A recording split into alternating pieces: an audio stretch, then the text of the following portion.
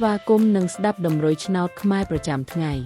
ដើម្បីជាកម្លាំងចិត្តសូមពុកម៉ែបងប្អូនចុច like និងសញ្ញាជាវម្នាក់មួយផង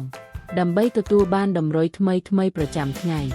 តម្រុយឆ្នោតខ្មែរនៅថ្ងៃនេះគឺថ្ងៃទី15ខែវិច្ឆិកាឆ្នាំ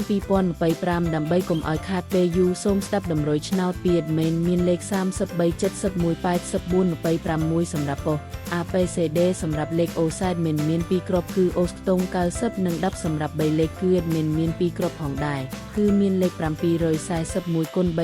357គុណបើសិនជាពុកម៉ែបងប្អូនស្រឡាញ់និងពេញចិត្តលេខទាំងនេះពុកម៉ែបងប្អូនអាចយកលេខទាំងនេះទៅផ្សងសំណាងបានជាចុងក្រោយសូមជូនពរពុកម៉ែបងប្អូនដែលយកលេខខាង admin ទៅផ្សងសំណាងហេងយើងទាំងអស់គ្នាជូនពរពុកម៉ែបងប្អូនជួបតែសំណាងនិងសុខភាពល្អសូមជម្រាបលាជួបគ្នានៅថ្ងៃស្អែកបន្តទៀត